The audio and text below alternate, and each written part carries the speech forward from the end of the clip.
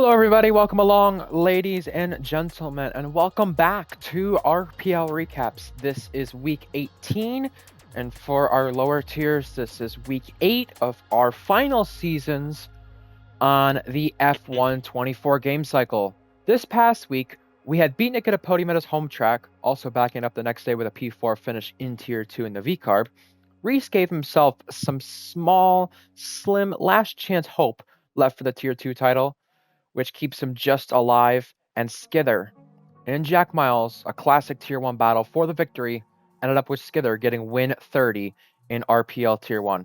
But we start today talking about next game's first Tier 2 season on F1 25. We might get our first F1 25 news soon here, but before we do, we got to talk about some of the drivers in top seats. We have Beatnik and Mentoki at Mercedes. Beatnik, a return to Tier 2. Mentoki's been there kind of by herself.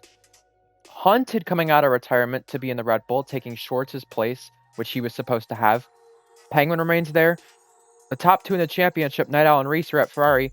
And now our most recent signing, leaving Maxwell at McLaren, down to Tier 2. A very interesting lineup there in terms of our top cars.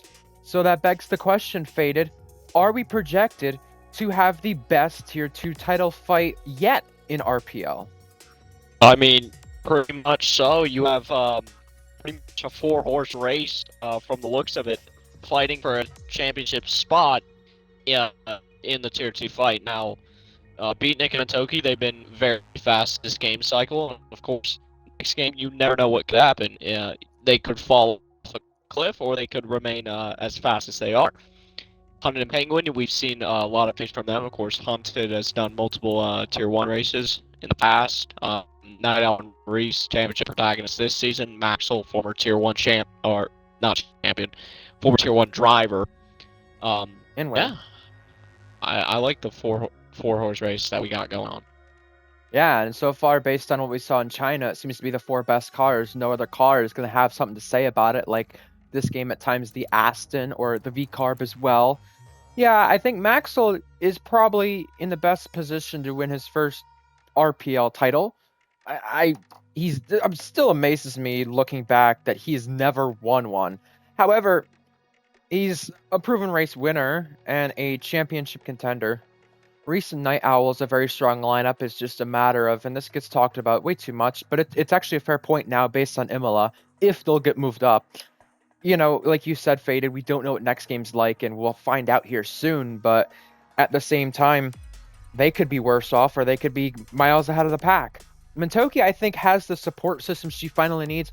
Her and Polo got into a little disagreement in Imola. Mentoki's kind of been frustrated about being the lone Mercedes this season in terms of these fights, and I can understand why now. But she'll have someone who's been a Tier 2 race winner to back her up. And I think Red Bull got a good replacement for the whole Schwartz situation there, because Schwartz got moved up. They were kind of left in the dry, and Penguin's been putting the fight to his teammates. So you know what? I really think we talk about this every season, but we do have an actual good lineup in terms of our top cars. The whole field, that's a question mark, though. Indeed. So now we're gonna shift gears a little bit. So we're gonna talk about Tier 3 driver AJ. He's recently won 2 in a row. Recently doing so last Thursday. Ryan, do you think he'll win 3 in a row, and is he the title favorite going into next season? At this rate, I have to think he is the title favorite for next season, and there are probably people calling for him to be moved up a tier. However, I'm going to put that argument down in the drain. As much as I would love that for the sake of myself being in the Ferrari, I don't think that's going to happen. However, I have to talk about why he's been able to win these 2 races in a row first. The fact that he has won these 2 races in a row is very impressive. Canada was probably the more impressive one, came from the back of the grid, won the race. Tier 3 is second start. I was going to say Tier 2, but this is why he won't be moved up to Tier 2. He started up there, I think, in third, behind Beatnik and Invade. And this is a track I think the Red Bull probably is pretty even with the Ferrari, I would say. And probably was one of the better tracks the Red Bull for myself when I struggled at Red Bull. He played it smart, played it cool, calm, and collected, did what he needed to, and won the race from it. So he seems to be similar to drivers like we know, George, Jack, Malley, who've won championships, who simply play it cool and do what they need to in the race to win. You don't always have to be the fastest driver, but you have to be the smartest, especially in these races, especially in the lower tier races. That's how Malley's even leading the championship as much as he is. So I do think it takes a lot. Now, can he win 3 in a row? I think it's possible, but it's going to be a little bit trickier around Singapore with the chaos we see time and time again. Oh, for sure. I mean, Singapore is known and notorious for, big collisions, big wrecks, and a lot of overall drama. But I mean, I think he possibly could go 3 in a row. Time will tell. Yeah, I think if he's going to go 3 in a row, though, he has to do what he did in Vegas in terms of keeping himself at the front. Because if you're not in the front at that race at Singapore or caught out by a safety car, it easily could be someone else's race. I think he's got the pace to do it. But again, with this championship battle, you never know right now with how things are going. So, we have another topic to talk about as well in terms of drivers we just mentioned a bit ago. And why we say drivers we mentioned a bit ago is because in that same conversation with AJ, drivers who so far seem like they've kept themselves out of trouble and play the race IQ very smart. And you wouldn't say this about a year ago, but you can now. George Alp-Williams. George Alp-Williams finally has broke through and got the Tier 1 podium that he's been looking for and needed. For 4 seasons straight now, he's had tough times trying to get one, whether he's had the pace or not. But the question becomes faded with this first podium. We see this a lot in NASCAR, I guess you could say, but I'm going to take a Formula 1 example here. Lando Norris got that first win in Miami, and ever since then, he's been winning. Piastri got that Hungary win, and he's been winning ever since. So the question begs itself here, does George Alp-Williams appear on the podium more frequently because of finally getting that first one done? Well, he now knows the feeling of having a Tier 1 podium back in his grasp, so I feel like the motivation to get more is only going to come to George's favor. Now, with that being said, does he have the car to do it? Yes, he does. Does he have the mentality to do it? Yes, he does. Does he think he can go and achieve those podiums? Only time will tell. His pace has shown that he can definitely do it. With mishaps and all this coming to George's favor, time will tell as to whether he gets those podiums or not. I think the Tier 1 races in the past, and even this season before he was in the Red Bull, and even in races he has been the Red Bull, they've gone into his favor to put him up there, but the pace has been a bit lacking. And this is why we criticized Red Bull last week on here, because they just put Josh in their car for the rest of this, I shouldn't say the rest of the season, but in Vegas, and then I should say next game, which was a controversial decision. You know, Josh coming back to this game, George would basically be the team leader, and he hasn't been that guy to lead the team. Now he finally has. Like I said, the pace has not always been there each week. In races like Baku, it was before the Red Bull days.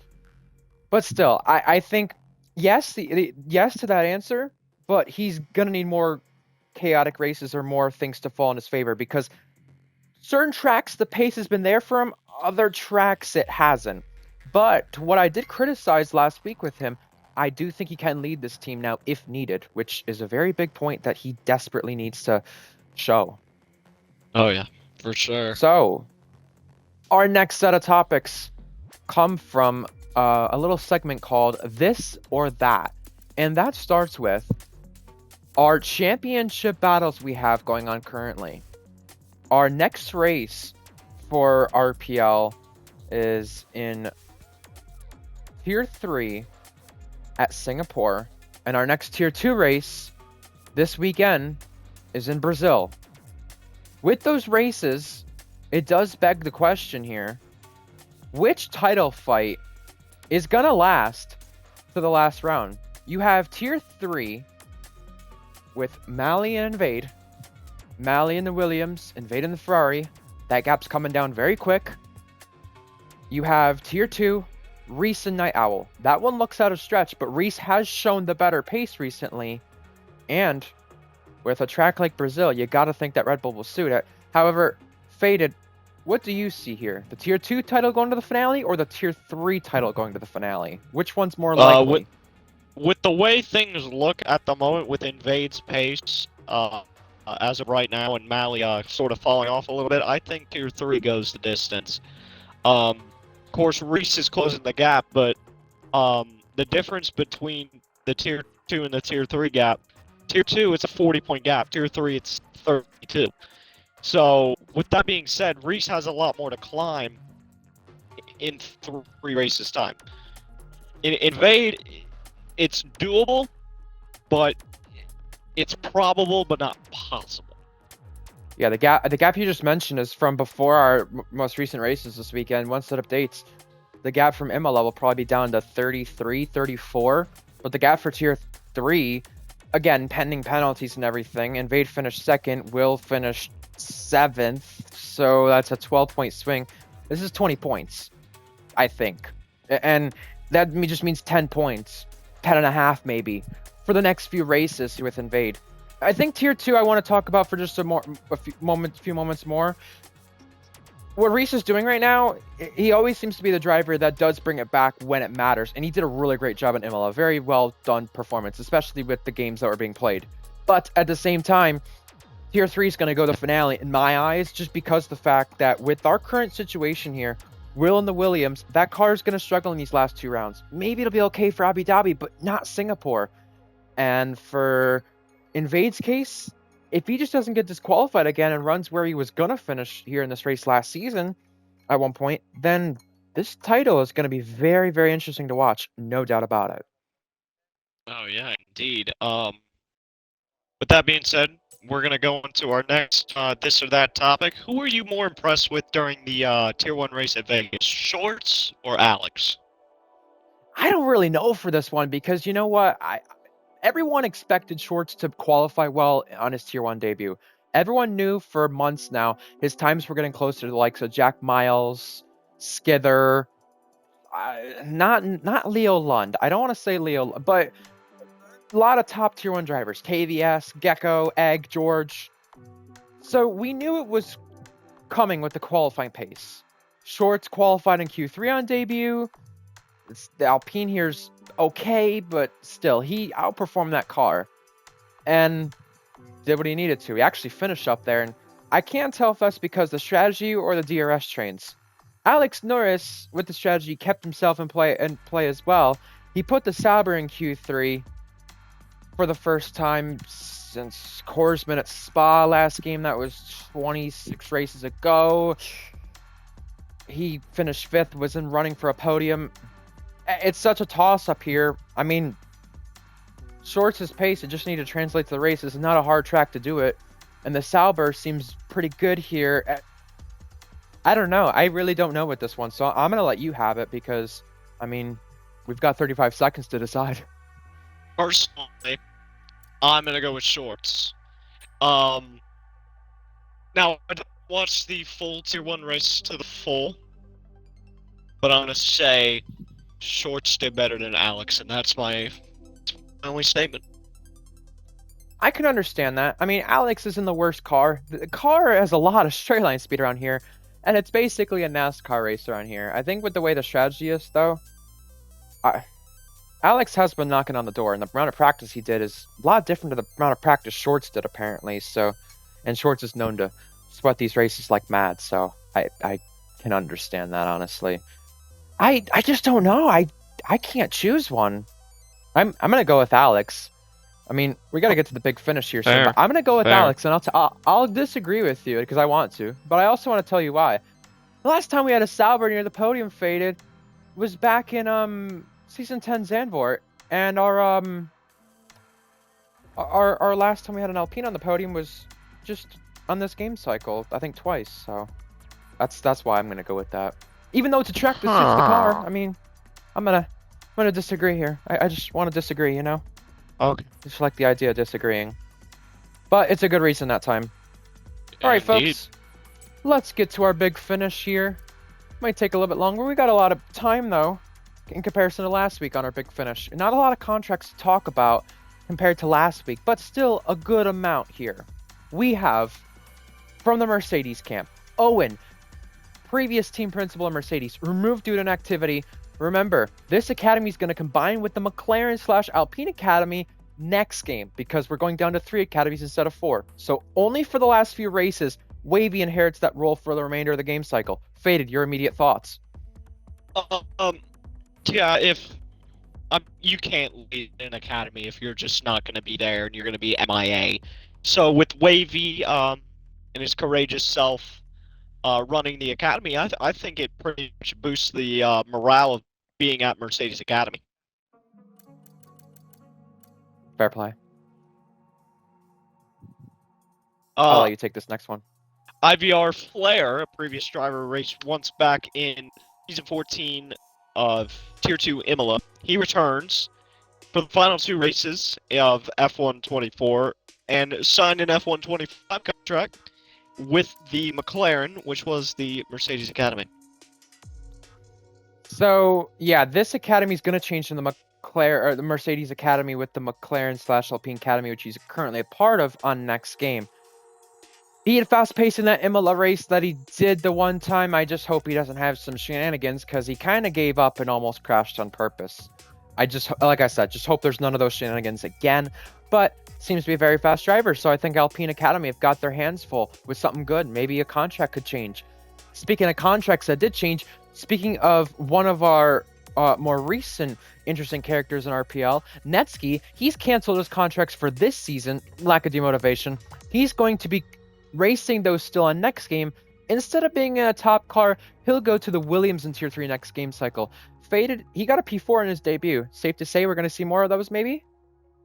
You definitely could. Netsky's been fast his entire career. He showed the pace to bring a Williams to that spot, and safe to say he could do it again. Just got to keep out of trouble. Was taken out of Red Bull Academy for F1 25, and he will be back at Ferrari Academy with Haas full-time. Sczther, this is a very interesting move. Egg wanted to get rid of him. Sczther didn't want to be there.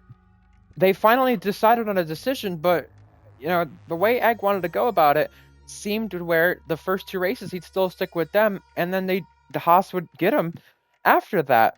Well, Haas got Josh out of that contract. Sczther's gone there. It's not the best seat for Sczther, but he at least has a chance to be the first driver to go to Ferrari, assuming Jack and TB have any trouble during the season, let alone miss a race. So I think this is a good move for Sczther to stay with the Ferrari Academy, but it's also a good move for Ferrari Academy as a whole, because you know what? You have a lot of drivers in this academy that not only are in bad cars that probably deserve better cars, but that means everybody can get you good results even on the bad days. Speaking of drivers who've had a lot of bad days, recently especially, Miniko has, and he's going to exit the Ferrari Academy. Next game this is. He's going to also have his co-TP role, go after F1 24 is over. He's going to head back to the Mercedes Academy as a reserve. This is because of how he feels about these kind of cars. He doesn't suit with the Ferrari cars as well as he does with the Mercedes Academy cars. Do you think this move with Miniko is going to pay off because he's going to be at a full-time seat now? Personally, I think it's a good move for him. Yeah, he wasn't just doing well at the Ferrari Academy cars, and I think him heading to Mercedes, he said that he likes the cars better. I think it's a good move for him.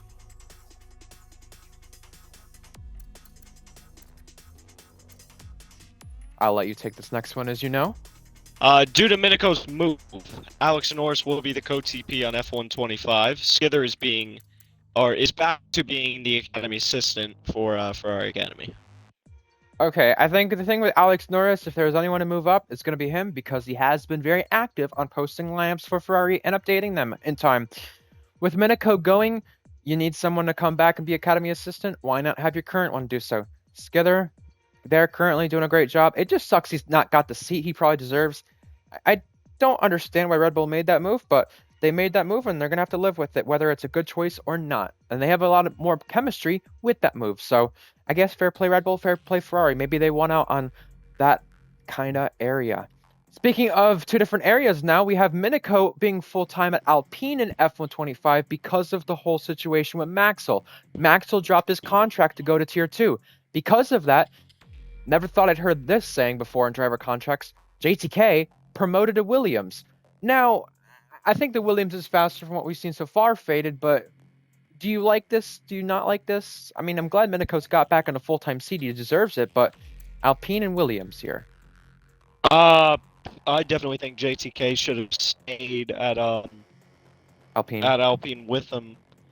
But it's a good move for JTK. We can see what he does in sort of backmarker car. I think he could take that thing to the moon. Speaking of Alpine, Leon will be full-time Alpine next season Tier 3 instead of reserving. Yeah, I think this is very interesting because I don't remember if he was going to be a part of Red Bull Academy or not. I think he might have been. I don't remember what the situation was, but Leon, definitely notorious for his shenanigans. Maybe some more pace on this next game. He's not really been in touch as much compared to his pace in the past, but RPL's also got more competitive, and someone who does enjoy it, I bet more competition now in Tier 1 and a lot of different drivers to race, especially getting to qualify a lot more this time, is FX7 Danny. Remember, he used to be a Tier 2 driver before jumping up to Tier 1 halfway through. Now he's got some good points finishes as of recent.